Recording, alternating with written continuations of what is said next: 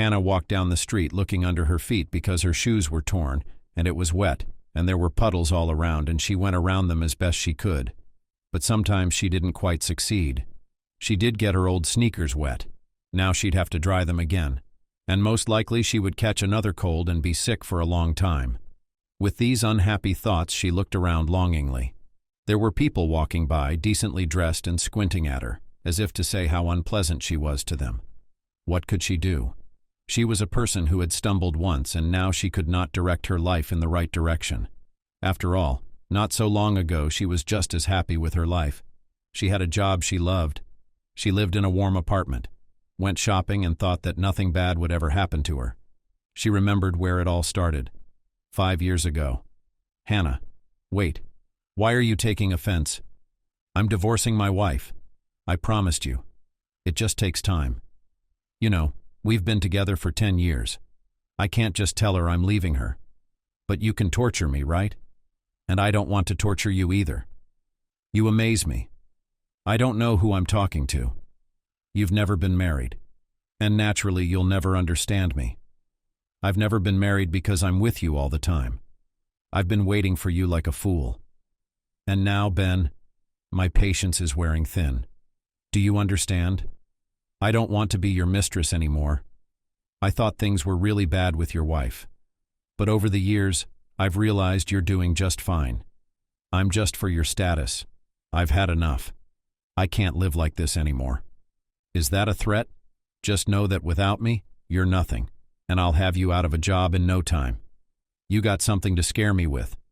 I'll get another job. Besides, if you start threatening me, I won't be in your debt. You know my character, everyone will know, and especially your wife, about what a responsible, loving, serious husband she has. Oh, you're so.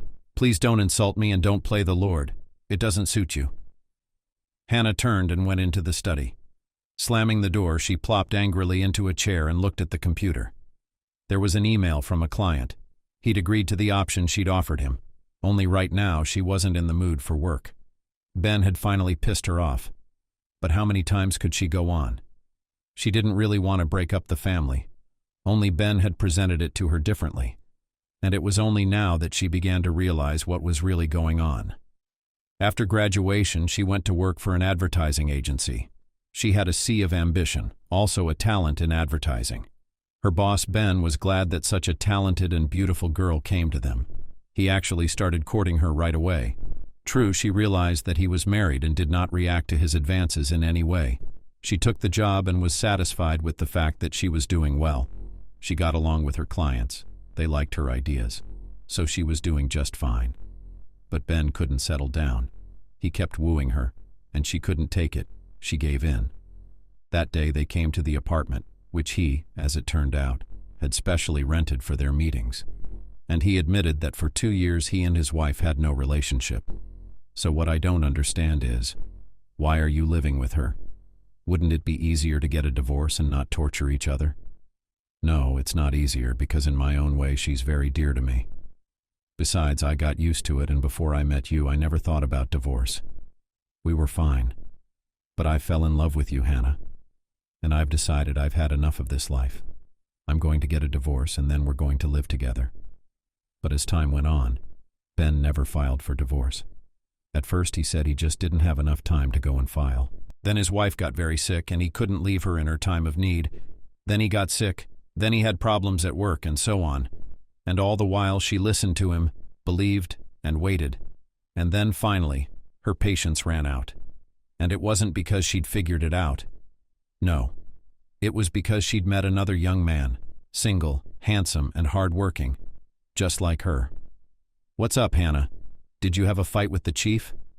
Well, you better watch out because we're pretty quick to get rid of people he doesn't like. You could be out of a job. I don't care. I'll find another job. They'll take me everywhere. You shouldn't be in such a hurry, because he can make it so you'll never get another job. Stop talking nonsense. What can he do? He can't divorce his wife. And what you're talking about? That's why he won't divorce his wife, because she has money and connections. Don't you get it? What? What does she have to do with it? It's all Ben's. The ad agency and the real estate. He told me a lot of things. I'm sure he did. His wife owns it all.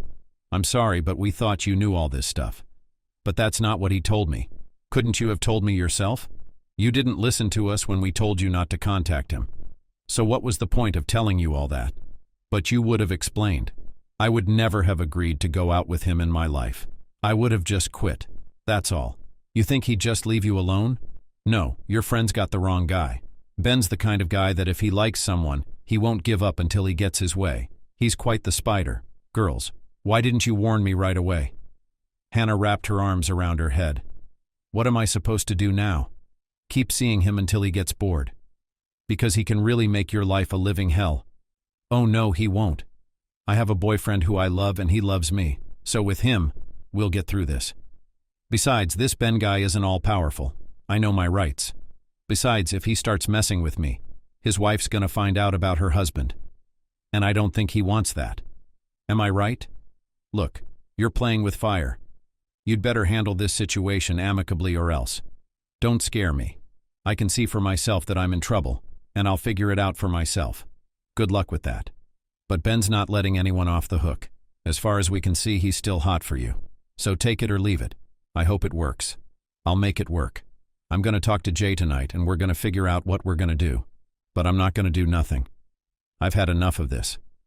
Besides, I think Ben's got a lot on his mind. I don't do that kind of thing with me. She could see that the girls were looking at her with sympathy and pity, but she didn't care. She was angry at them too because she felt that they just had to warn her about what kind of man this Ben was. Though if she had to admit it, her relationship with the staff hadn't gone well right away. They didn't like the fact that Hannah was more talented than they were, and that the customers, after learning how she worked, tried to order from her and not from someone else. Naturally, it was to their advantage if she left, which in fact, she was going to do in the near future.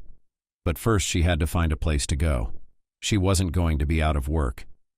After answering the customer, Hannah went to the classified section and started looking for a job. There was only one thing on her mind: to finish all this and leave, never to see Ben or his agency again. She'd had enough. Her patience had run out and her battery was dead. After writing out a few phone numbers she'd seen in the classifieds, Hannah grabbed her coat and purse, shut down her computer, and began to pack. Where do you think you're going? I don't think the workday's over yet. I have a meeting with a client. He and I agreed on this time. Besides, I'm already late. Hannah didn't say anything else. She ran out the door.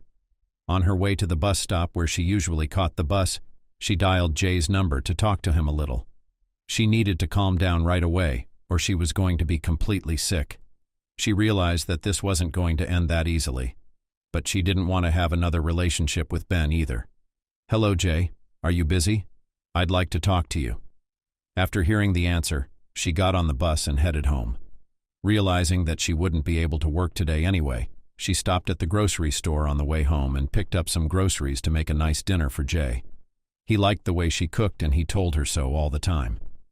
Besides, cooking calmed her down and gave her time to think and make decisions. But tonight something wasn't working for her. She was thinking about Ben and Jay. Two completely different people, and one she hated and one she loved. And now how to close the old relationship without problems, she didn't know. Even though she had a temper, she still realized that Ben would still try to get her into trouble, and she'd have to be ready for it. Just what could she do? She kept running through all the options, and mentally was already preparing a plan for how she would deal with these problems. Then, remembering that she had written out a few phone numbers, she decided not to delay and call to inquire about the job. After putting the stuffed chicken in the oven, Hannah went to her room and picked up the phone. She had an interview scheduled for tomorrow with 2 agencies at once. Her mood improved after that, and she went back to the kitchen to make a salad. Soon Jay came in and they sat down to dinner. When you called me, I thought you were sad. Did something happen? Yeah, I had a fight with my boss. I told you about him. You broke up with him. What does he want from you? He just doesn't believe I'm having an affair with him and he's giving me a hard time. I threatened to tell his wife. So we went back and forth. Anyway, we had a big fight. He started threatening me. I threatened him back. I don't want to remember. Why don't you tell me how you're doing? I'm fine, and I'm fine at work. What's this paper? It's the address where I'm supposed to go tomorrow. I'm looking for another job because I can't and don't want to stay there. That's good, because I really don't like you being around your lover all the time. Jay, we agreed that you wouldn't say that to me. When I met you, I broke up with him immediately. Besides, we were in a relationship before you. I'm not lying to you. You believe me, don't you? I haven't believed anyone for a long time. You know my story? There was a woman waiting for me from the army. She said we'd get married when I got back. I came back and she even had a baby, because she didn't care about me. She could have written in a letter that she'd met someone else, and I, like a fool, hoped. But come on, we're together now. And believe me, I'll do whatever it takes to earn back your trust. It's up to you. But I don't want to hear anything more about that Ben of yours. Do you understand? Hannah looked at Jay and nodded, though she really didn't like the way he was talking to her. It felt like he owned her and had some kind of claim on her. But she didn't say anything, she just added, I'll quit my job for sure. But he's threatening to get me in trouble for quitting. If anything, will you help me? Oh no, it's your fault, you decide. I don't need to deal with your lover. Shame on you. No, you're on your own. Besides, you're not my wife. I have this notion that I can only help people I care about. Hannah got up from the table, looked at Jay and said, Then go away. I don't want to see you anymore. I thought I had a loved one with me who was ready to help his beloved woman. Now I can see very well that it's not so.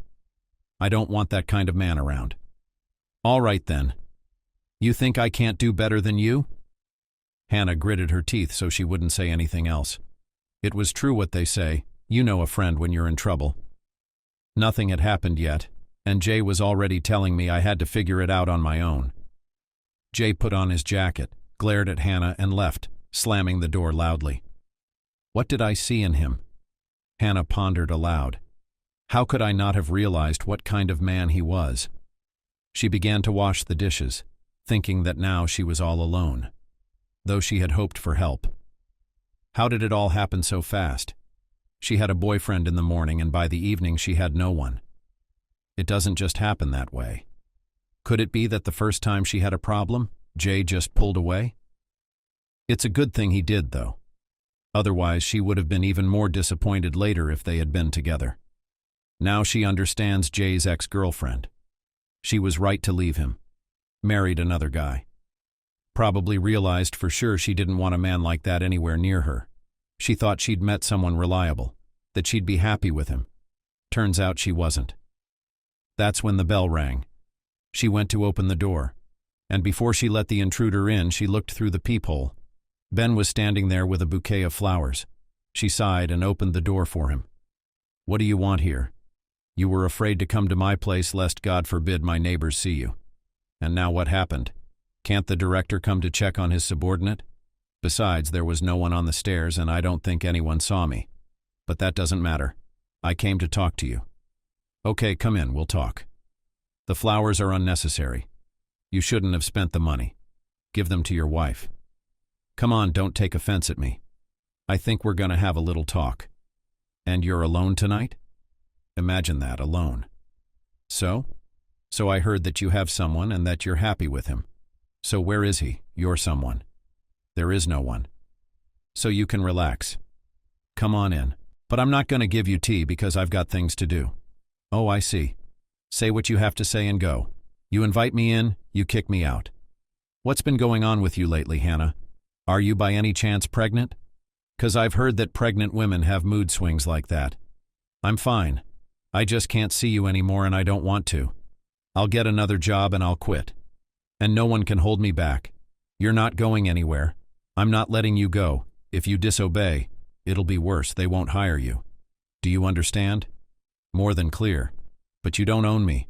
I already told you today that if you threaten me, I won't keep quiet. But who's going to believe you? I'll tell my wife that you were the one who chased me, that you were the one who asked me to be with you. And when I turned you down, you made it all up. How about that? I've got witnesses who'll tell you how you've been giving me a hard time. But Hannah didn't finish because Ben laughed out loud. God, you're a naive child. They'll say it was the other way around. Because no one wants to lose their job. Besides, a lot of my employees know what I'm capable of. So I suggest you keep your head down and be a good boy. Otherwise you're gonna wish you'd listened to me. Get out of my house. I don't want to see you, you disgust me, screamed Hannah and threw her fists at Ben. Shh, calm down. I'll be right out. I realize you don't want to be nice. Okay, then we'll do it the hard way. I'll leave now, and if you do anything tomorrow, we're done talking. Do you understand? Hannah was silent. She looked at Ben with hatred. He turned and walked out. She closed the door behind him and sighed. What kind of day is this? It's the second man she's kicked out of the house today. She thought and went to the bathroom to take a shower and relax a little. She had already decided that tomorrow she would go to the interview, and if she was hired, she would start working somewhere else. Now she needed to stay away from Ben. So she did. In the morning, she cleaned herself up and went to the first address she had been given when she called about the job. She was accepted right away. She submitted her resume and waited for the woman, the director of the Breeze advertising agency, to review it. Everything's fine. What I don't understand is why you want to leave your agency where you work now. Is there a reason for that? Yes. I just have a misunderstanding with the director. We get on each other's nerves. It's getting in the way of the work. So I decided to take a job somewhere else so I wouldn't annoy him. That's weird. From what I know of Ben, he's always been particular about women, but he appreciates good employees and doesn't throw them away. Does he even know you're planning on leaving him? Not yet. But he's aware of my intentions. What does he say? He doesn't care. I'm really annoying him a lot. All right, Hannah. I'll think about it. So expect a call. As Hannah left the office, she knew she wasn't going to get a call. When they say that, it means it's clear that she won't be hired. But that's okay. She's going somewhere else today. Her phone in her purse was ringing off the hook, so she looked at the screen and saw that Ben was calling. Naturally, she hadn't gotten to work today and he was worried. She didn't want to annoy him even more, so she picked up the phone and decided to go for the deception. I'm sorry, Ben. I'm not coming in today. I'm not going out today because I guess I got stressed out last night. I don't feel well today. How badly do you feel? He's worried. No, I'm fine. I just need to be alone for a while. I'll go out tomorrow, make arrangements with the customers myself and reschedule it for the morning. All right. Well, why don't I come over tonight? No, Ben. I'm begging you. Please don't do that. I'm fine. I just need some time alone. All right. Fine. Just come back to work tomorrow. Okay? But Hannah had already passed out. She caught a cab and went to another agency. They were waiting for her there too, but her visit ended with nothing. They said she'd get a call. She realized that no one wanted to fight with Ben, so they didn't want to contact her. That's understandable. His agency was one of the first. He had money, tons of connections and clients. And apparently, knowing him, they didn't want to get in the way. It upset her a lot because she didn't want to work for anyone else. She was good at everything related to advertising. I'll go as a salesman if I have to, but I'm not going to work with Ben, she thought. When she got home, Hannah walked tiredly into the kitchen to get something to eat and to look for a job again. The day was drawing to a close, and she rubbed her eyes and thought about the fact that Jay had never called her. She'd thought he'd show up after all. And then she realized. So they weren't doing as well as she'd thought. That's fine. She can handle it. Tomorrow she'll give her customers their orders. Then she'll go to Ben and tell him. What's she gonna tell him? Write a statement? He'll just tear it up. He's clearly told her he won't let her go anywhere. So she's got to do something. I mean, like a lie. Say that her mom is very sick and that she urgently needs to go to the village to spend some time with her. Only for him it's not a problem. He'll find plenty of excuses. Just to say that she's leaving, that she's decided. What has she decided? After all, he knows perfectly well that her mother died long ago and that she sold the house in the village, took the savings that her mother left her, and was able to buy a one-room apartment here in the city with that money. After all, she had told him everything about herself then, because she thought they were serious. Now she regretted being so frank with Ben. And what to do now, she didn't know. After all, we don't have slavery, and I'm not his slave, and he has no right to hold me by force. So whatever happens, I'll be out of there tomorrow. Ben looked angrily at Hannah when she came to work that morning and put his resignation letter on his desk. And don't look at me like that because I can't take it anymore. And I told you that. Have you thought this through, Hannah? I don't want you to get in trouble, and you know damn well I can get you in trouble. So let's make peace. Let's keep things the way they are. But don't you feel anything for me anymore? No, Ben. I haven't felt anything for a long time. I'm burned out. Especially when I realized it was just going to go on like this. And I'm getting on in years. I want a family. I want a baby. I want to be a happy woman. And with you, I'll grow old. You'll stay with your wife, and I'll be alone. When I realized all this, I decided I had to leave. So let me go quietly.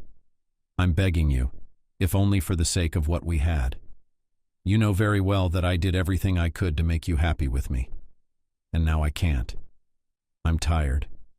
But you have to understand me too, Hannah. I love you. And I want you to be with me always. And you're a great professional. And I can't just let you go. I see you're in a belligerent mood. All right, I'll sign it. But be warned, you're going to be in trouble from now on. Don't even think about getting a job in advertising. You'll never get hired. I'll make sure of that. Do you understand? But Ben, that's not fair. You know I don't deserve this. You're just taking advantage of your position and bullying me. It's over between us. I won't be together with you anymore, even if I stay here to work. I'm not going to keep quiet either. Then I'll tell your wife what happened between us. Yes, I'm ashamed of my behavior. But I realized in time that you and I are not on the same path. So let's just do this the easy way. You're going to have a lot more like me. But that's your business. Just let me go. I heard you, Hannah. You're free to go. I'll sign the statement. You can go pack your things and leave, and I'll never see you again. But you know I'm not just going to leave you alone. Remember I told you once that I'm the one who dumps girls, not them dumping me? Well, I'm not going to let you do that to me. Which means I'll still have the last word. Suit yourself. But I realize now that I did the right thing by finally breaking up with you. Because I don't want someone like you around. Hannah turned and walked out of the office. She was glad that at last she wouldn't see that smirking face, the one she wanted to spit in. It was only by a great effort of will that she restrained herself. After Hannah left, Ben signed the statement and thought for a moment. Of course, he wasn't going to leave his wife. But the thing was, of all the girls, he liked Hannah the best. She suited him in every way. Plus, she was a great professional, and he couldn't let her start working somewhere else. But that wasn't a problem either. He could get her in trouble with ease because he had connections everywhere. So, without thinking long, he picked up the phone and dialed the number. He had his revenge plan ready. Hannah packed everything in a box and walked out of the building. Now she was starting a new life. Understandably, it will be difficult, and she probably won't be able to get a job in advertising just yet. Ben, in his anger, will do anything to keep her out. That's fine. She'll go to work with whoever she wants. And then, when she'd forgotten all about it, she'd get a job wherever she wanted. Taking a deep breath, she walked to the bus stop. Now she would go home, open her laptop and look at job vacancies. She is an adult girl, so she can cope with all the difficulties without any problems. Actually, it's all her own fault. She trusted a man who actually turned out to be a scoundrel and a coward. When she got home, she felt much better. She realized she had to do it.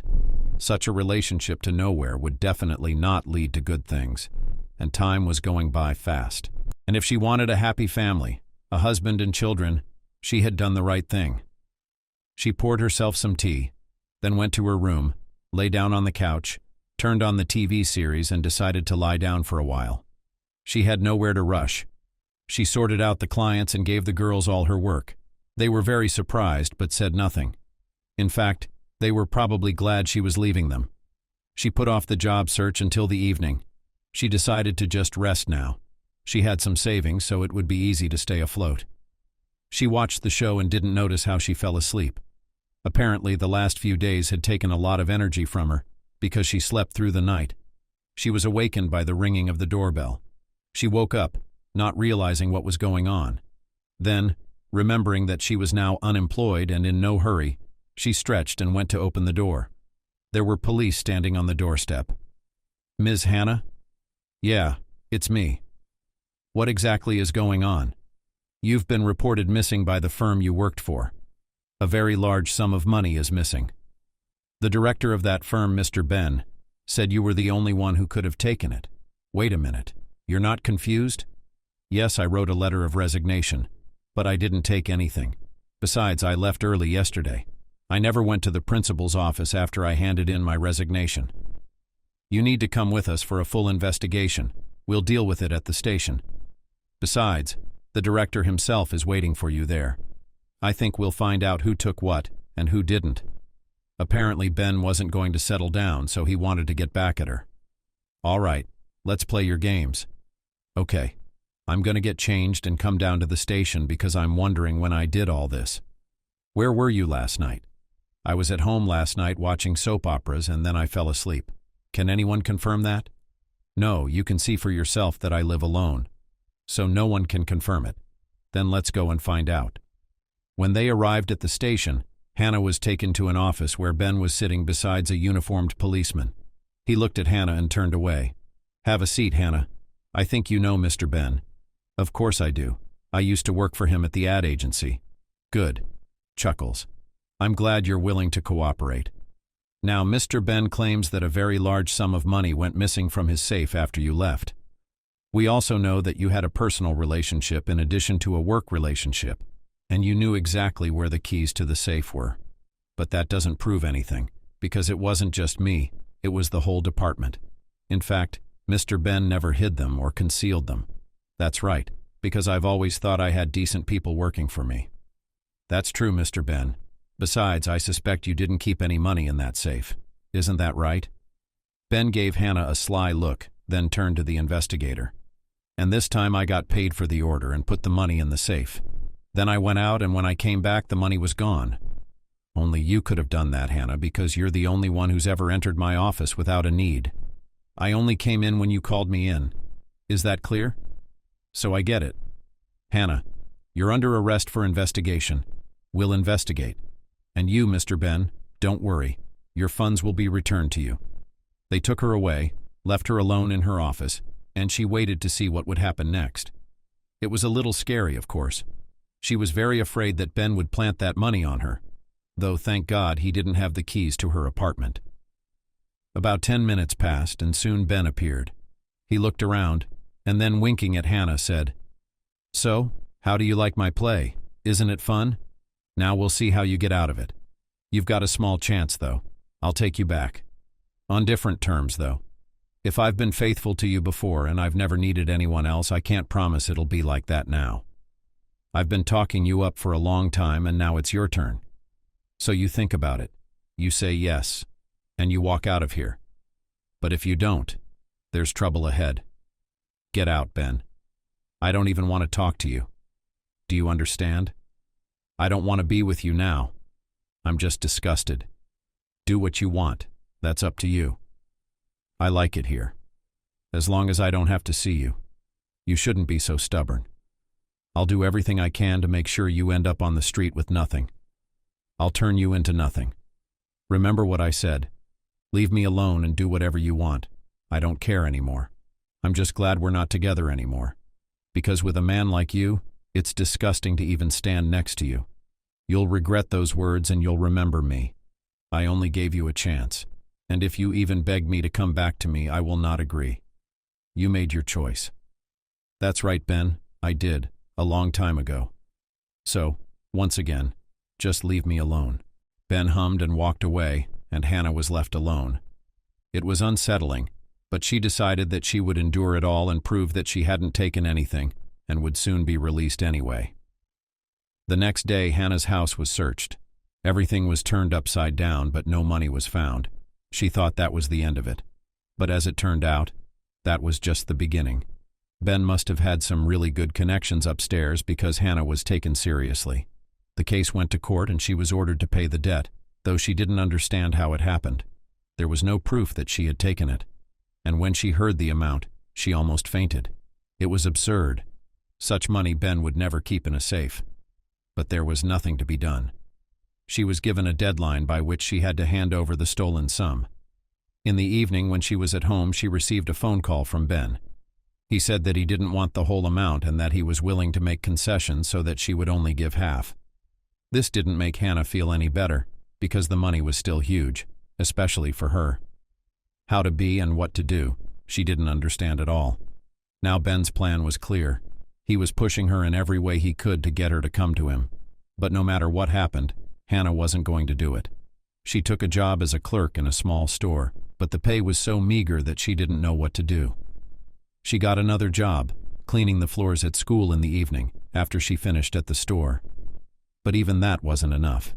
She got calls every day reminding her that she had a debt to repay. Ben would also call her and tell her that the clock was ticking and soon she would be begging him to help her. This was getting on her nerves a lot, and Hannah decided that she would sell the apartment and that would cover half of the debt. The next day she advertised the apartment for sale. But, as they say, trouble does not come alone. When she came home from work in the evening, she found out that she had been robbed. They took her documents, the money she had collected, and some of her jewelry, although she didn't feel sorry for them.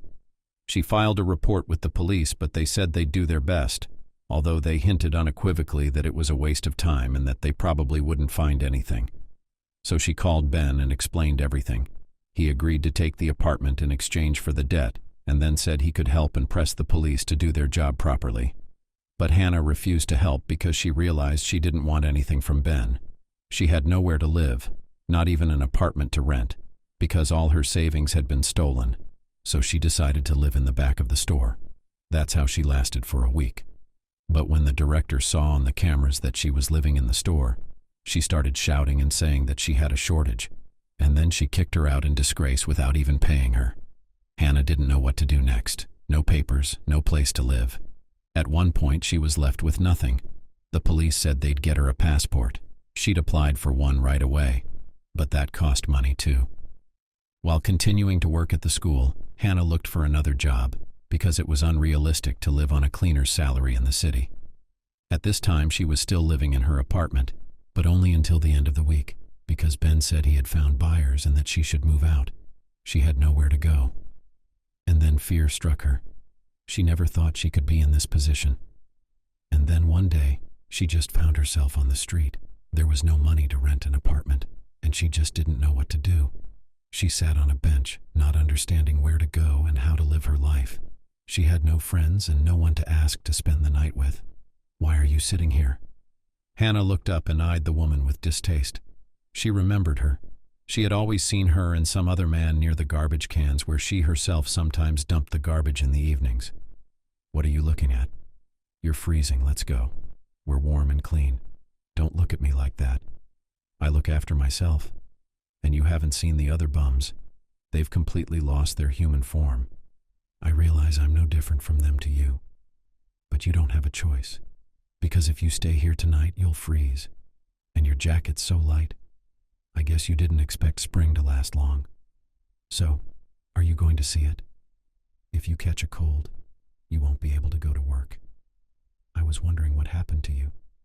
You used to be a gorgeous girl, and now you're sitting on a bench. You've got nowhere to go." Hannah lowered her eyes because she was no different from that woman. No house, no papers. "My name is Hannah. What's yours?" "I'm Nina. Let's hurry up, you're already blue." Hannah sighed, took her suitcase and followed the woman. As it turned out, they didn't walk long. They just went into the next doorway and down into the basement. "Well, here we live here. The main thing is that it's warm and cozy. See, I told you I keep this place clean. Now come on in. Don't stand on the doorstep. We don't do that. Luca, pour some for the ladies because we're freezing." "Oh no, I'm not drinking. Come on. If you don't drink, you'll get sick." "That's right. Come on. You don't have to say no." Hannah sighed, took the glass and drank. She had nothing to lose, and she was really cold. "Well done. Now sit down, have a snack. Don't worry, I buy it all at the store. So eat it easy. I'm not low enough to eat out of the trash. You think I've always been like this? No, I've had fur coats and some gold. And a 2-bedroom apartment. But then one day I had nothing. My husband died.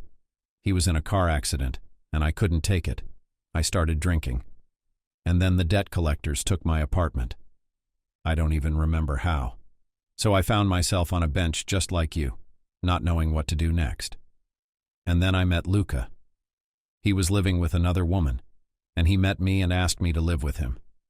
Don't look at him. He looks so tough. He's actually a very nice guy.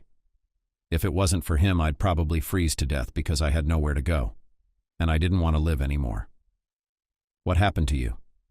I can see that you're a literate girl. What happened that you ended up on the street? Hannah couldn't take it anymore. Apparently, everything that she had been holding on to all this time came pouring out. She cried, realizing she couldn't stop. Seeing that the girl was about to become hysterical, Luca got up, poured a glass of vodka and handed it to her. Drink. And don't cry, because tears won't help you. Exactly. I can't even remember the last time I cried, because I realize that it's useless. And don't cry. Everything will work out. You're young. You'll be fine. A little calmer, Hannah told me what had happened to her. I know Ben. They're unscrupulous. They live on their wife's money and abuse them as best they can. But that's okay. There's a boomerang, believe me, and he'll get it all back. Don't worry, you'll get better. That's what I thought.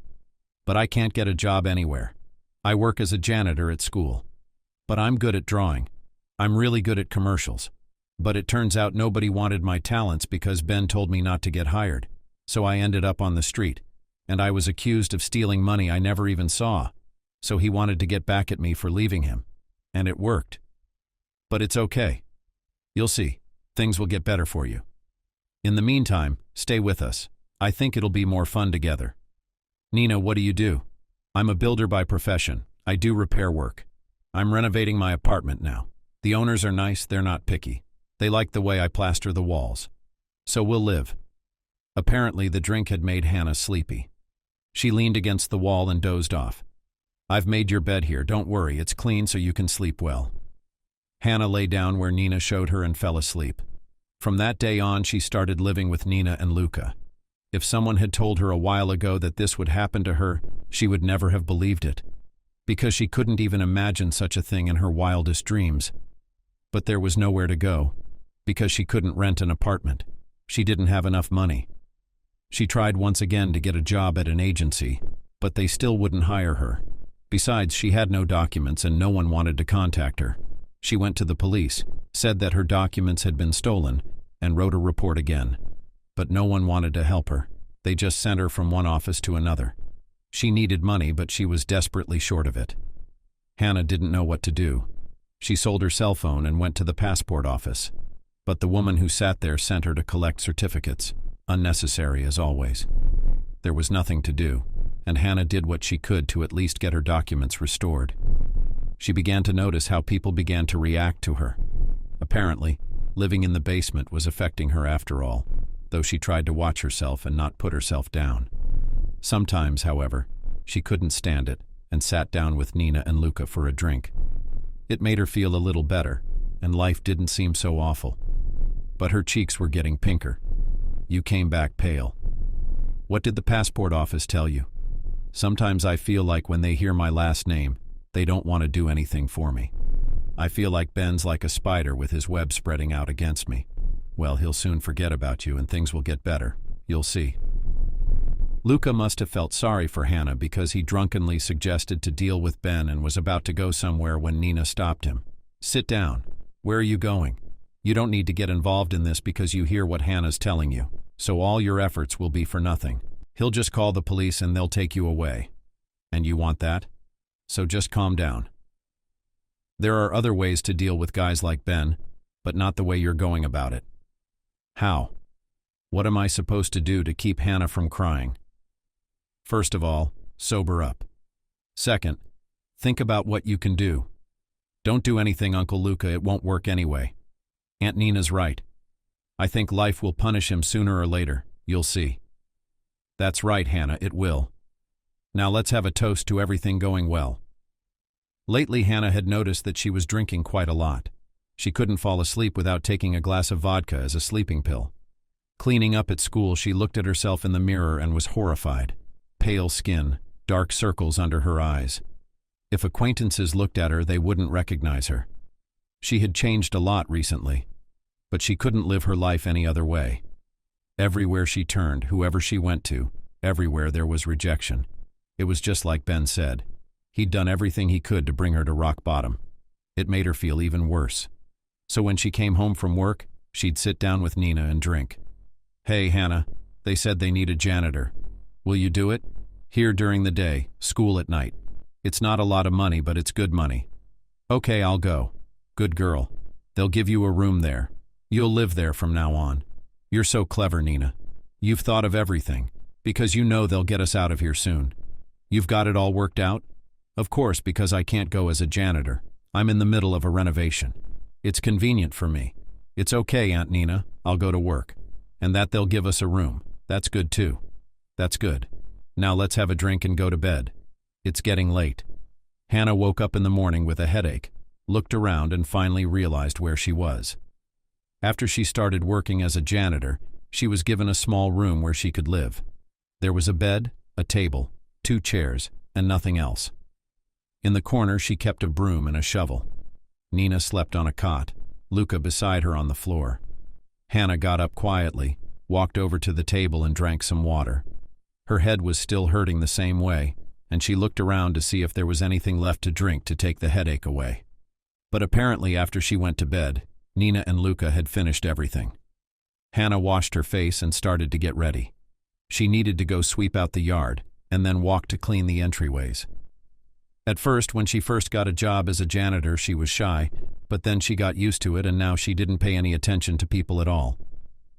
After she left her job, a year passed. And during that year, Hannah didn't recognize herself. She didn't realize she could sink so far so fast. Cleaning the driveway every day, she talked herself out of drinking. She thought that she had had enough of this lifestyle and that it was time to get smart. But when she got home from work, she couldn't take it anymore. She would go to the store, take a bottle and drink again, and go to bed. Nina and Luca didn't say anything to her, and didn't interfere with her advice, because they remembered that words couldn't help her.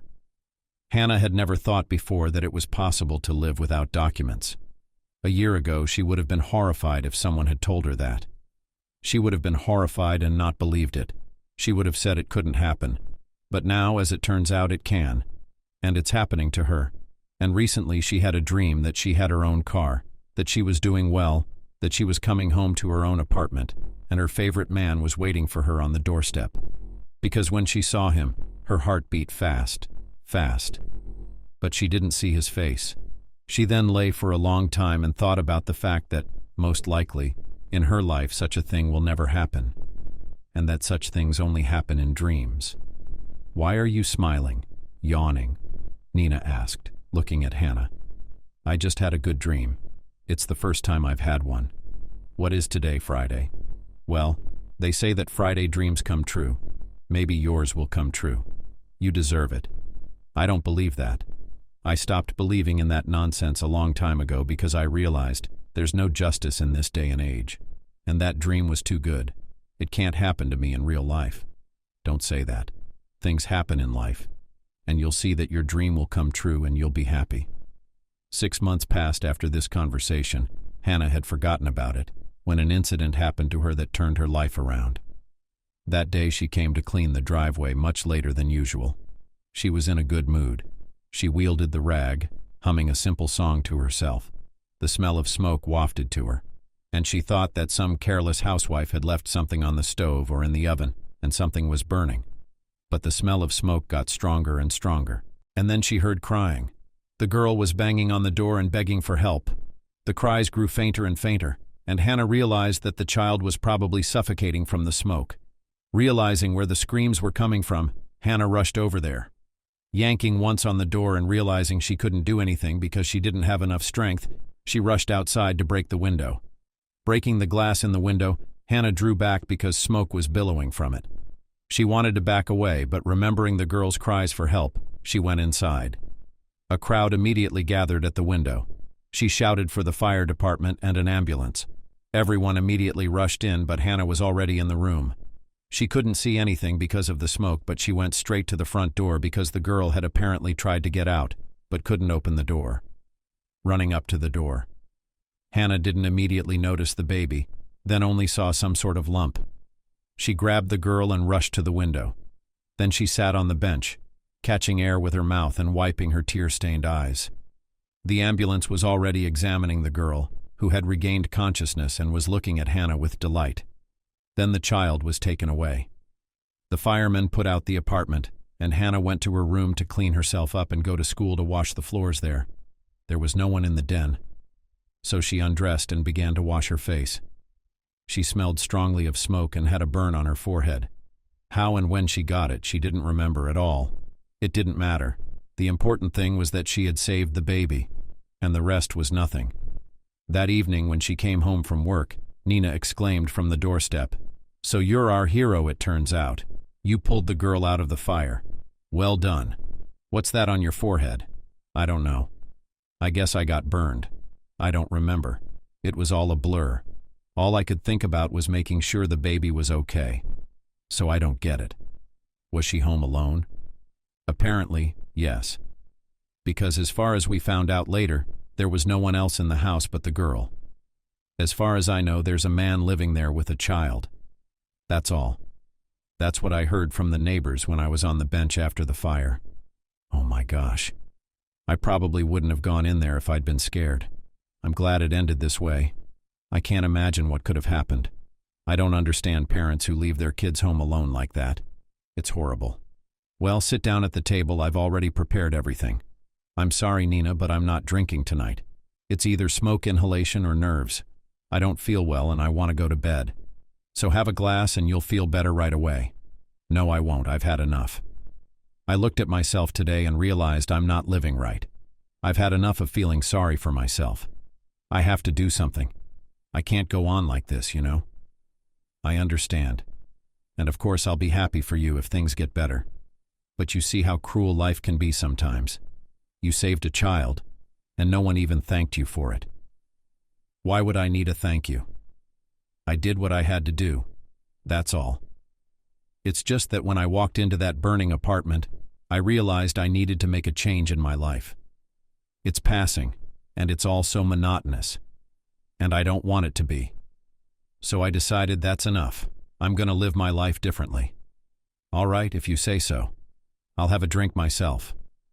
Where's Luca?" "Why are you alone tonight?" "Luca won't live with us anymore. He's got another woman there.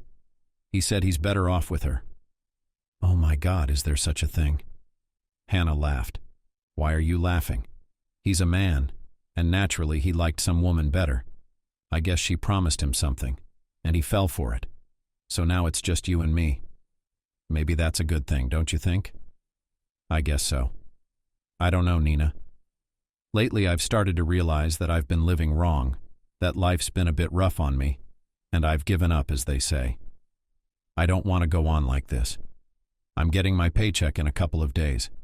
I'll get myself in order and look for another job.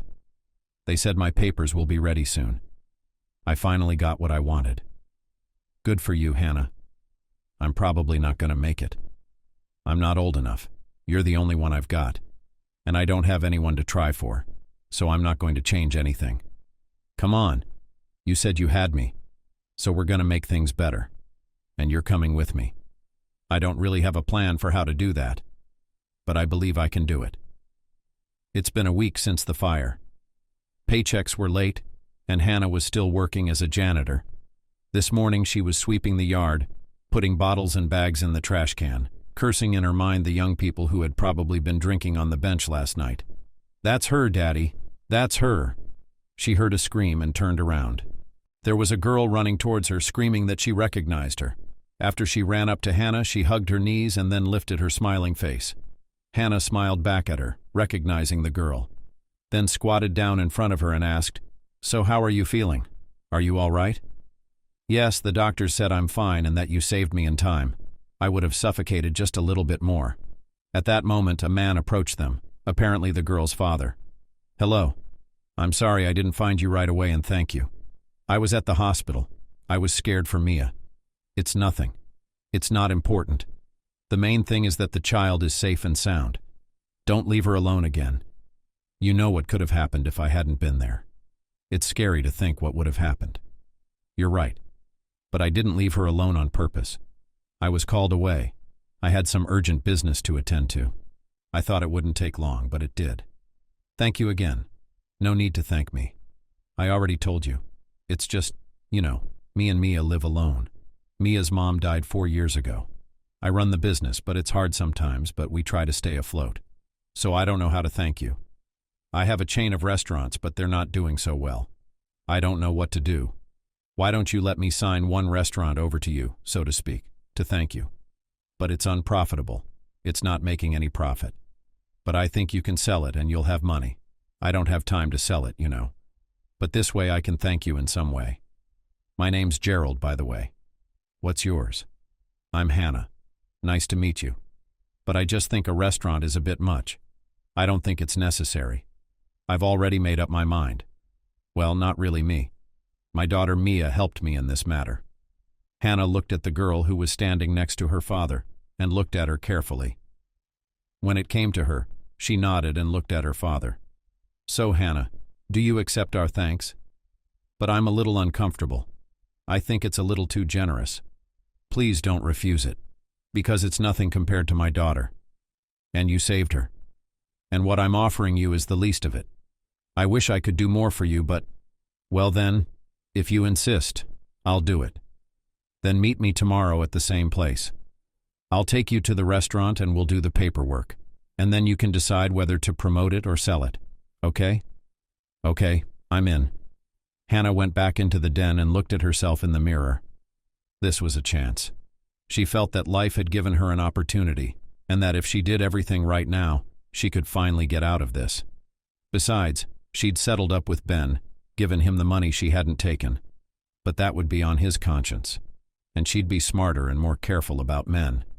At first, Ben still tried to find her, but Hannah hid from his eyes very reliably, though she didn't want to, and he hadn't realized to look for her where she was. It probably wouldn't have even occurred to him that she could be working as a janitor, scrubbing floors at school, and living with the homeless. Most likely, he'd just thought she'd left town, and now Hannah had another chance. But it's still unclear what kind of restaurant. We'll have to look at it tomorrow and evaluate it. If it's not so bad, she'll make such an advertisement that this restaurant will turn from unprofitable to the most visited place. Of course, she doesn't have much money, but she'll think of something. Nina, as usual, came to the room in the evening and looked at Hannah, who was just fluttering around the room. And what have we got this time? I can see that something good has happened. Come on, tell me. Hannah, after a moment's thought, told Nina everything. She listened in surprise and then said, "It's just miraculous. I think that only happens in the movies." "You're lucky, Hannah.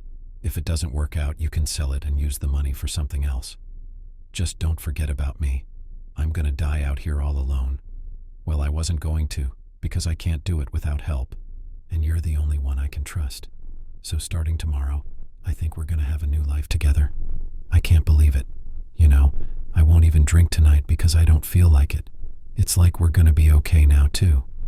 "Exactly, Nina. So let's go to bed, because I have a meeting tomorrow. I'm going to see a restaurant." Hannah woke up in the morning and her first thought was that she'd dreamt the whole thing. But how could that be possible? That was janitor and cleaner, and here it was a restaurant. She washed her face and looked at herself in the mirror. Of course, with the recent events, she had changed a lot. Wrinkles appeared, and her complexion had faded a bit. But that was okay. The main thing was that she should succeed, and the rest was fixable. She came to the meeting early, sat on a bench and waited. Somewhere in her head flashed the thought that Gerald might change his mind. Or maybe he was just kidding, because it was really hard to believe. But finally Gerald appeared. He got out of the car and approached her. "I'm sorry I'm a little late. I can't leave my daughter home alone now, so I had to take her to an acquaintance who was kind enough to stay with her. Now get in the car. I'll show you a restaurant that will be yours in a few hours. Gerald, I still don't believe what you're saying. But let's go." "You shouldn't do that. I told you, it's the least I can do for you. You saved my daughter. That's worth a lot, I understand. It's just what anyone would do if they were me. Next time, you better take your kid with you and don't leave her home alone. I've learned that, so I'll never leave her alone now." "That's good."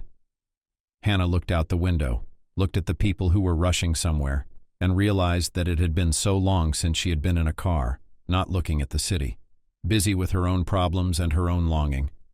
Now it was all in the past. She was starting a new life, The restaurant was in a pretty nice place. Hannah noticed it right away. The sign was not very bright, and the name didn't attract any attention. She took note of that right away. Look, it's got all the equipment. It's been renovated. But it's not working out. I think it's because of my manager. A young, ambitious guy who has nothing but ambition. He's probably the reason why it went so wrong. I should have taken him out then, but I gave him a chance, and you see where it got me. You're right. A lot depends on people, especially managers. I realize that, but it's too late to talk about it. It's unprofitable, it's just a nuisance to me. So I thought, you saved my baby, so I should thank you. I don't have any money right now. It's all in the business. So I'm giving you this restaurant. See if you can make it work. But probably not. I know from experience that if it doesn't work right away, it's not worth the effort. Do you think so? I, for one, have a different point of view. You? That's weird. Hannah looked at Gerald, then realized that of course he wouldn't understand her now because to him she was a woman of no fixed abode. No more than that. He thinks she'll probably just sell the restaurant and spend the money. She didn't want to convince him of anything. She didn't care what Gerald thought of her. It didn't matter to her now. She walked through the restaurant and was satisfied. Everything was just fine. True, there were a few things that needed fixing, but that would come later. The main thing was that she realized what direction she should take. But one thing was even more important: where to get the money for the promotion. But she decided that she would think about it tonight. For now she'd just have to get it registered to her.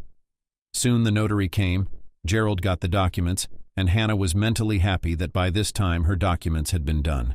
The deal was done. She was handed the keys and left. She was left alone in the restaurant. She still couldn't believe it was all hers. Just yesterday she was still sweeping the yard and now she owned the restaurant. Then she shook it off. Nothing had happened yet. It's just a building that just stands there and brings nothing to the table. Her job is to make it all a fancy place so people will want to come here, which means she has to come up with something. What that is, she hasn't even thought of yet. First of all, she decided to look around a bit, to see what is near this place, what stores, whether there are more restaurants and cafes. That was what she decided to do. After closing up the place, Hannah decided to walk around and take a good look around. She counted a few stores, a couple of cafes, as well as a park and a movie theater. It wasn't so bad. Now she had to come up with a name and a colorful sign, as well as a menu and clean up the hall. This required money, and the amount, judging by the calculations, a lot. Thinking about it, her mood soured again. Where would she get that kind of money? Who would give it to her? Without thinking of anything, she went home. Nina was already waiting for her in the den. She paced impatiently from corner to corner. What's up? How did it go? It really wasn't a dream? You know, it's not a dream. The place is great. It's not a bad restaurant, but it's a lot of work. And we start tomorrow. We have to clean the place up, wash everything to a shine because I don't have any helpers besides you. And I don't have any money either. So let's get started. Do you mind? I'd go anywhere in the world with you, Hannah. I'll do whatever you say. And then what? That's the then I'm most worried about because I don't know. By the way, Gerald left me his contact info. Let's just take things one step at a time. First we'll clean up the restaurant, and then I'll ask Gerald for advice. Ask him if he can tell us where we can borrow money. We need a small amount of money to start with because we can't borrow much yet. Then we'll see. All right, then we'll go to the cleanup tomorrow. Yeah, it should be sparkling. They spent the next day cleaning up the restaurant. They couldn't do it in one day, of course, so they decided to leave it for tomorrow. They came home very tired but satisfied. By the way, have you thought about the menu? It plays an important role. I know it does, but I haven't thought of anything yet. I have a publicity plan. Actually, I've already done it when I worked in an advertising agency and did advertising for a restaurant. It worked out great for me. But here I don't know how to present it yet. And I haven't decided on a menu yet. Maybe you can give me some advice. There's a reason I asked, right? No reason. I know this Georgian guy. He's an amazing cook. But now he's working as a loader because his business didn't work out. He got into debt. But you know the consequences. So I think he might be able to help us out. What do you think? Let's talk to him. We could have a Georgian restaurant. And you know how good that food is. I do. Besides, there's only pizzerias and French restaurants everywhere. We don't have Georgian food, and Georgian food is delicious. And if we have a great chef, it'll be a success. Then we'll meet him tomorrow. We'll have to catch him in the morning, because he works somewhere else in the afternoon. I think he'll accept because he's dreaming of working in the kitchen. Then why does he work as a loader? Because he crossed someone's path. And you know, as it often happens, he tried to get a job, but they wouldn't take him anywhere. So he went to work as a longshoreman. He had nowhere else to go. It's just like me. Then it's settled. We'll talk to him in the morning and then we'll go to a restaurant. It's better if he comes with us because I want to hear his opinion. He'll be the boss in the kitchen. That's for sure. All right, in the morning, then go to his place to catch him, and then all together to the restaurant. In the morning, they were already standing outside the store and waiting for Teimuraz. His name is unusual, very rare. Do you think so? He says it's quite a common name in Georgia. If it's so hard for you to call him, just call him Tim. That's what everyone here calls him. Ah, Nina, what are you doing here so early? And the girl you're with is so pretty. Are you here to see me, or do you have some business to attend to? Your place. Listen, we need a cook for our restaurant. Will you come and work for us? Very funny, Nina. It's hilarious. Don't you believe me? Hannah will tell you she's the owner. Is Nina telling the truth? Yes, Teimuraz. She told me that you're a cook and that you're a great cook. So I'm offering you a job. But we haven't opened yet. We're just starting out. But we could use your help. And a good cook, too. But I'm not a good cook. I'm the best. I'll take that into consideration. Well, let's get going. Let's see what kind of restaurant you have. If you want me to work for you, the cuisine must be Georgian. I won't tolerate any of your pizza or rolls. Understand? Understood. And another thing. You need a lot of money for equipment, you know. And stoves and cookware and a lot of stuff. I got it all. Don't worry. Maybe there's something missing, but you'll tell us yourself. Now let's get going, because we've got some cleaning to do tonight. The restaurant can't clean itself. So you do everything yourself? Oh, I see. I guess there's no money. I know it's always hard to start something, especially if you don't have enough money. They arrived at the restaurant and Tim went to see the kitchen. It's just perfect. Everything's there. No need to add anything. And the dishes are all good. Was this restaurant even open? Yeah, it did. But not for long for the owner. Then it became unprofitable and it wasn't profitable. So he sold it to you, huh? And you spent the money and now you have to sell it back to him. Oh, you must have been cheated. It's going to be hard to sell this place now. No, we didn't buy it. You could say it was given to us as a thank you gift. How's that? There's no such thing in life. Show me a man who just gives away a restaurant for no reason. Wait a minute, Tim. It's just a long story. That's not the point right now. So you're going to work with us? Of course I will. I just need to make the menu, set the prices. We need money for groceries. I know where you can buy good food. I'll decide and do everything myself. Don't worry about that. Then we need to come up with a name for the restaurant so that it's clear to everyone that we're talking about Georgia. I have one name. We'll call it Takim Ali. Whoever sees the name will immediately want to come here to eat. You mark my word. And like I said, I have a good supplier. I'll talk to him. He'll lend us some groceries. That's where we'll start. Anything I can do to help, as long as we can make it work. That's good, Tim. Thank you. Then Nina and I will clean up the place now. You make the menu and the grocery list. Then we'll meet the caterer and explain everything to him. I still need to do the advertising and the menu to make it all look colorful and beautiful. So let's get to work. You and I can do it. Hannah herself believed that everything would be fine. Of course, there would be a lot of pitfalls, but they would get through it. The main thing was to start so that people would talk about them and go to them. And she already had a plan for that. Gerald looked at his daughter, who wrinkled her nose funny because she didn't want to eat the porridge, no matter how much he persuaded her. It was useless. What are you going to do now? Go hungry? I won't, Daddy, because I don't want to eat this porridge. So I won't go hungry. Daddy, tell me, are we going to visit Aunt Hannah again? Why do you ask? We've thanked her, and I think that's enough. Let's not be intrusive. I want to be intrusive because I really liked her. Is it because she saved you? No, it's just that she's very kind and nice. She's also very pretty. But she's sad for some reason. Let's cheer her up. And I think that would make her even more beautiful. Maybe you're right. But we're not going to cheer anyone up. Besides, Aunt Hannah's got things to do. She's running her own restaurant, and she didn't invite us.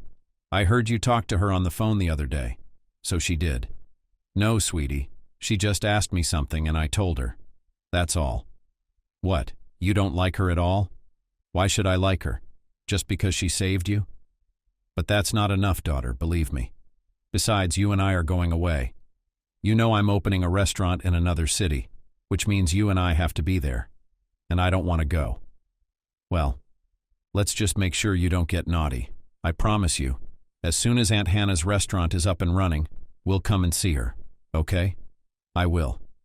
I just don't believe you. I think we're going to be in another city for a long time. And you're going to forget about Aunt Hannah. I won't forget about anyone. I promise. Now eat your breakfast and let's go. 'Cause your daddy's got other things to do. I've got to finish up some things and get ready because we're leaving tomorrow. Hannah was glad when Gerald told her who she could go to for money. Now she could start advertising in peace. Plus she still needed to hire waiters, a kitchen assistant. Nina said she would be a dishwasher and cleaner in one person for the time being. It was convenient for Hannah because she couldn't hire a lot of people for the time being. Besides, she realized that if Nina or the waiters couldn't keep up, she could help them. When the sign for the restaurant was ready, they went out to see how it would look. You did a great job, Hannah. You did a great job. Look how good it looks. People will definitely come here now. And you've made the menu beautiful too. It's not a lot of food, but it's all delicious and inexpensive. Then when we're up and running, we can add some more. But for now, this is enough. You're right, Tim. I think that's enough for now. And we also need a wine supplier. You know, we can't do without wine. And there's no money. I don't know what to do. You don't know anyone, do you? I don't know. Of course I do, my beauty. But he's a tough guy. Sometimes I'm afraid of him myself. I'll call him tonight, set up a meeting. But first we need to talk to him alone, because he doesn't work with women. He says only a man knows wine well. Oh, I see. Okay. Well, Tim, I think you can handle this one on your own. Well, I'm going to go to my office now. The waiters are coming in today to apply for a job. I've already gotten a few girls on the phone. Nina, come with me. Your opinion is very important to me too. I don't get it. My opinion doesn't matter to you? Remember, the waiter and the kitchen must be on the same page. Do you understand? So my opinion should count too. Of course, Tim, we're not going to see anyone without you. Now let's go. They'll be here soon. We've chosen 3 waitresses so far. Nick, Molly, and Dora. The girls were smart. They came to the city from the village, didn't get into the institute, worked in a pizzeria. And now they saw an ad and decided to work as waiters for a while. Girls, just a warning at once. We are just opening, so the big salary is not promising yet. But if the business goes, and I'm sure that it will go, you will receive much more. We agree, because when we worked at our previous job we were not paid at all. So we decided to leave. In addition, the owner there is very rude. It was unbearable to work with him. I understand. You really want to get away from employers like that. We're glad you'll be working with us now. I think we have a friendly team and no one will fight with anyone. Also, girls, you need to learn the menu. Is that clear? Yes, we'll learn everything. This is a restaurant, not just a diner. Exactly. And we have to have everything upscale. Nina came into the office and said that napkins and some other little things she'd ordered recently had arrived. Here, girls, come with me, because we need to prepare the tables. I ordered tablecloths and napkins. It all needs to be taken apart. And of course, decorate the room. Do you understand me? Hannah loved her job. Plus, even though she'd worked in advertising before, her skills were useful here. And now they had an opening. Of course, they didn't expect a lot of people to show up on the first day, but expectations, as always, surpassed themselves. The room was full. Hannah was helping the waiters herself. Nina was there too, torn between the room and the kitchen. Tim was the only one who was calm. He was in his place, and the food was prepared quickly and efficiently. When the last guests had left, Hannah counted the proceeds and was pleased. Everything was coming out just as she had hoped. In addition, they already had 2 parties booked, one birthday party and one wedding. And that was a success. Hannah stretched contentedly and looked at Nina, who was sitting tiredly in a corner on the sofa drinking juice. You know, Hannah, you wouldn't believe it. I don't feel like drinking at all. Look, I've switched to juice. Besides, Timur said he hates it when women drink, so I've decided I'm not going to drink again in my life. Tim, are you serious? Nina, do you like him? Of course I like him. I have for a long time. But you see, I had Luca, and I didn't pay any attention to Timur, and I thought a man like that couldn't be free. But it turned out to be quite the opposite. He's lonely and has been living alone for a long time. So I decided I'd look after him, even though he says he doesn't need anyone. But I don't believe him. And you'll see. Soon he'll be mine. Well, Nina, knowing your pressure and your determination, I can take your word for it. Tim is a really good man. He's been so helpful, and I'm very grateful to him. I wanted to ask you about the girls. I just didn't have time to watch them today. How did they seem to you? I have no complaints about them. They were good. They were very fast, very efficient. They were polite. They learned the menu. So everything was fine. And I heard the guests' opinions. Everyone was very satisfied, especially with the food. That's for sure. I haven't eaten all day today. Let's go to the kitchen. Maybe Tim can give us something to eat. They went into the kitchen, where Tim had already set a small table. I knew you girls wouldn't eat anything today. We've worked hard, so now we can eat on our own. I didn't expect to have so many people here, but I'm glad we all made it. The waitresses did a good job too. They did a good job. I'm happy with it. How was your assistant? Did he let you down today? No, he helped me a lot. He was on the preparations and I was on the dishes. You saw for yourself that we got everything done. But if we're going to be like this all the time, I need another person in the kitchen to make salads and sauces. And we will need such a person, because we have orders for 2 banquets, one for 20 people and the other for 40. 40 is a wedding? Probably, yeah. And they really liked our food. They said the chef was a wizard. I'll bet he is. Besides, with fresh produce and everything, why not cook with gusto? I'm glad you invited me here. I miss the kitchen. It's not a job for me. It's a pleasure. 10 months had passed since Hannah opened the restaurant. Now she and Nina rented an apartment near the restaurant. That way they could get to work faster and didn't have to drive across town. If this keeps up, we'll soon be able to buy an apartment, said Hannah as they were getting ready for work in the morning. I think we should look in this neighborhood, close to work. You're right. But I probably won't live with you because things are going so well with Tim and me. He's going to propose soon, and I'm going to move in with him. That's news. So it's that serious? I told you I'd get my way and he'd be mine. I'd never forgive myself if I lost a man like that. You're right. Tim is a really wonderful man, and I think you'll be very happy. By the way, you should think about your family too. Why do you keep putting yourself into this job? You need to think about other things. A woman without a man quickly withers. And you're so beautiful. There are so many men chasing after you. But you reject them all. You can't do that. You know, Nina, I don't want to date anyone since Ben.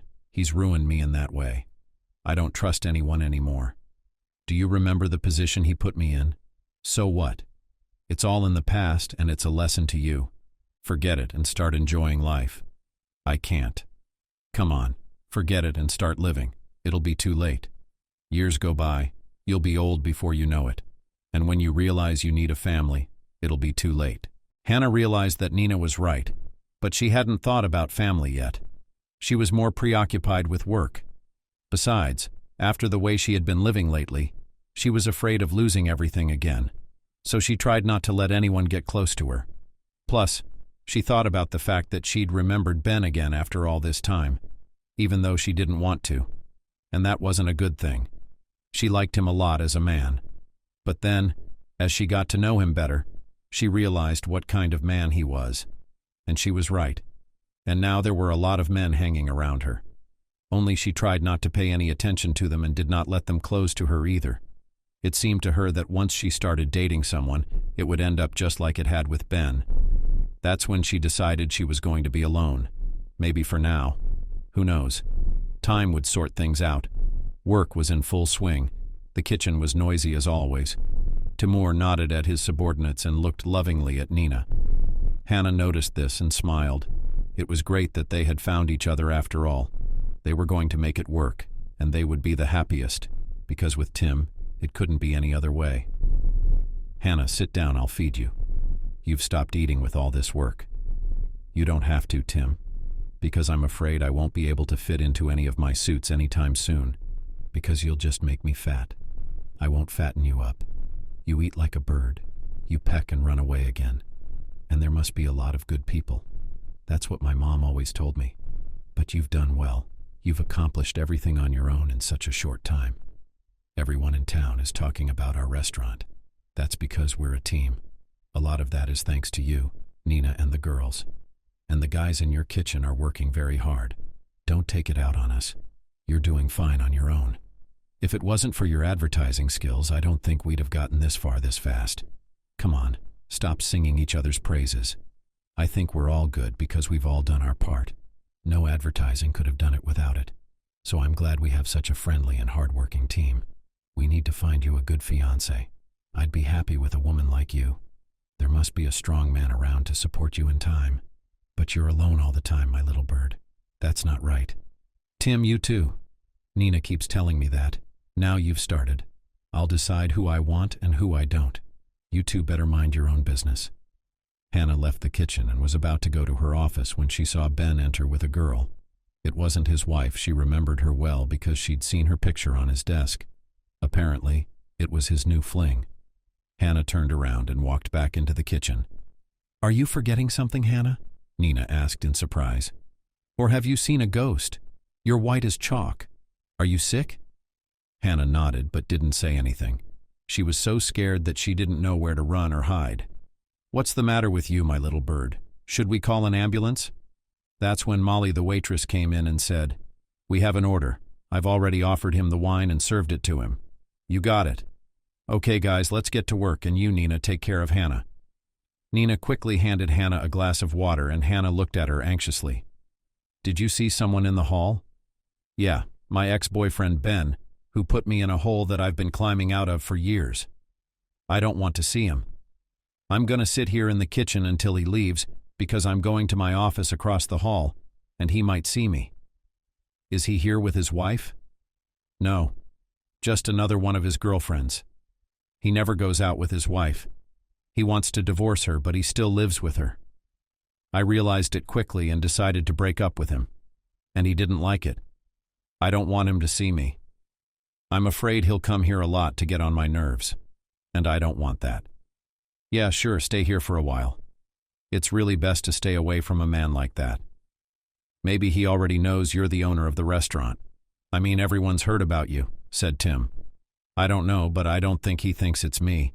He doesn't think anything. I don't worry about that, because if he realized it was me, he would have come right away and done it alone. He brought his next girl here to show me how cool he is. Besides, the restaurant's all over town, and he came here so he could say he was here. That's it. Well, hang on. They'll be gone soon. I'm gonna go see him, see what he's like. Nina went out, and Hannah sat down on a chair and looked at her hand in which she held the glass. The glass was shaking and she quickly set it down on the table. Yes, this was the man she was afraid of because she felt like if he saw her, it would start all over again and she could be left with nothing again. Soon Nina came in. Your turkey ex, he's sitting there looking at his friend like a cat looking at sour cream. He thinks that if he took her to a restaurant, she should do everything for him. Although, to be honest, she's happy to do something for him, because she's sitting there looking into his mouth. That's because she doesn't know him. When she does, she'll run away from him. And it's good if she succeeds. Or she'll end up in the same situation as me. That's her problem. Calm down. You're the boss of this place. And you're not alone. And we're not going to hurt you. You understand me? But I'm not going to the gym anyway. I'll only go out when they're gone. All right, you stay here for a while. I've got things to do. I'll tell you when they're gone. Hannah sat in the kitchen for an hour. She was about to give up because she had a lot to do, when Nina came in and announced that they'd left. At last, I thought they'd be here till tonight. That's right, he ordered something else. I'll have to ask Molly what. I didn't realize he ate so much. It's just Tim's food that's good, but I can't help it. Hannah walked out and went to his office. Because she had lost so much time, she would probably have to stay late at work today. Gerald was finally back in his hometown again. He and Mia had been in another city for a whole year while he set up his restaurant there. Things were still going just as poorly, and he couldn't figure out why he was doing so well. In the morning, he went about his business, and even then he heard about the new Georgian restaurant. Everyone was talking about it, and he decided that he would definitely go there tonight to see what was so amazing that everyone was talking about it. But when he found out the address, he was stunned, because a year ago his restaurant stood there, which did not give any profit. Then he didn't wait for the evening and decided to go at once. What was his surprise when he saw Hannah? She was standing with some man and talking about something. It was hard to recognize Hannah herself. She looked amazing.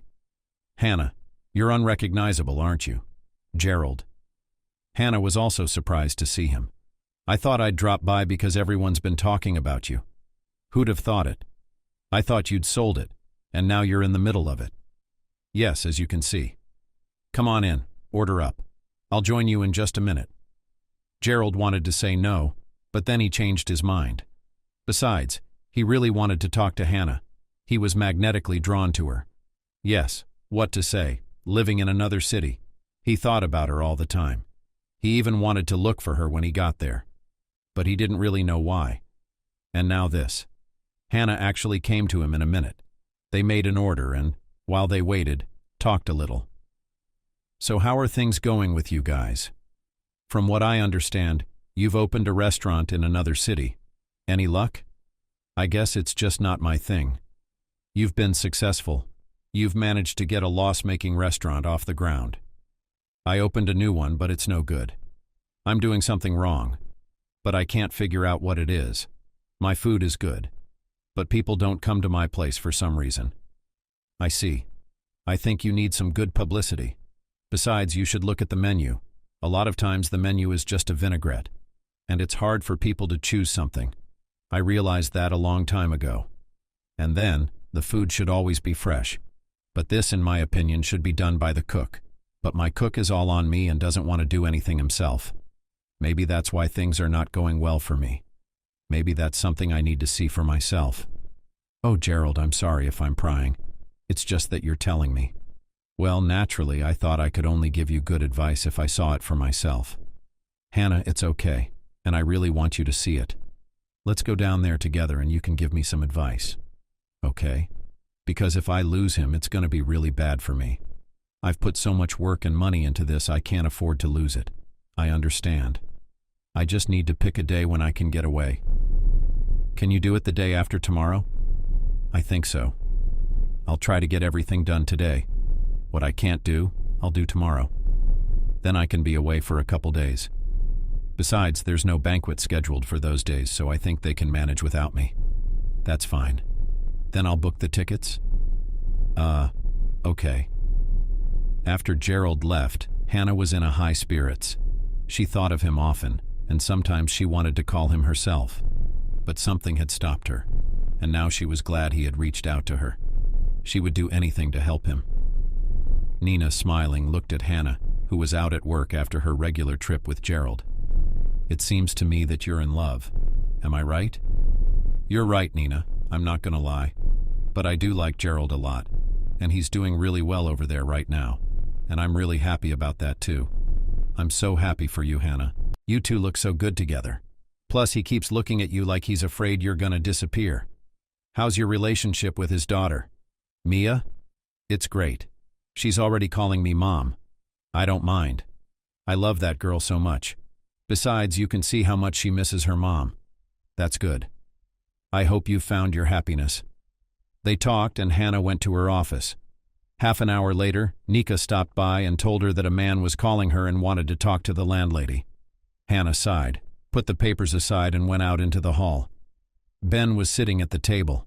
The first thing Hannah wanted to do was snap out of her seat and run very far away. But by an effort of will, she stopped herself and walked toward him on woozy legs. "I didn't expect to see you here. A friend told me you were the landlady. So I came to visit my ex-girlfriend." You look fantastic, of course. You always do. I found out you're single.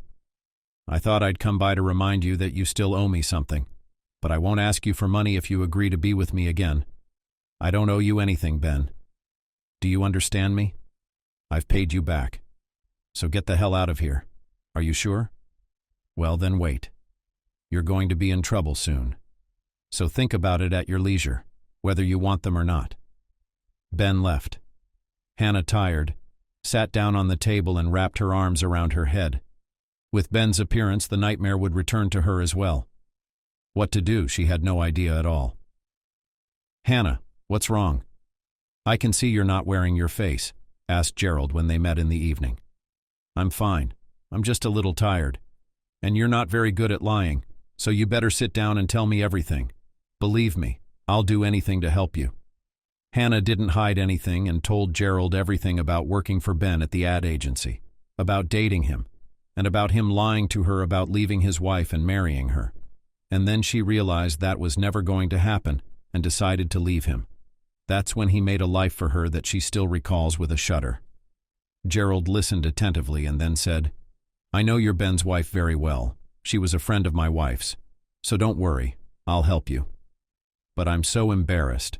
I was her husband's mistress. Don't worry, I'll make sure she doesn't find out. And most importantly, we'll invite her here. Meanwhile, you invite Ben. Make it sound like he's been harassing you and threatening you. That's all you need to do.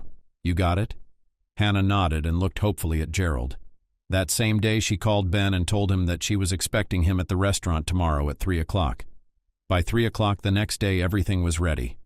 Gerald arrived with Ben's wife and they went straight to Hannah's office where the conversation was to take place. There was another room there, and that's where they went in. Ben arrived shortly afterward. He entered the office, looked around, and then sat in a chair and looked at Hannah. So, have you made your decision? Because this time I'm going to do everything I can to make sure you're mine. If not, you'll be left with nothing. Ben, how much money do you want? I'll give it all to you just so you'll leave me alone. No, I won't leave you alone. You'll be mine. Or you'll be back in a hole so deep you'll never get out again. You'll never get out of that hole again, hubby. Ben jumped up, staring at his wife, who apparently couldn't take it anymore, and left the room where she'd been sitting with Gerald. Charlotte, but what are you doing here? Because I'm sick of turning a blind eye to your shenanigans. I wanted to see for myself how my husband was spending his time. Well, I did. Instead of running your own agency, you're seducing girls and threatening them. But I'm done. I'm going to apply right now. You're going to be in a hole so deep you'll never get out of it. And you know I'd do anything for that. But Charlotte. Charlotte left the office and Ben followed her. Gerald walked over to Hannah, put his arm around her and said, Well, that's it. You'll never be afraid now. Plus you have the ones that will always come to your rescue. Hannah smiled. She believed Gerald and knew that now everything would be just as he said it would be.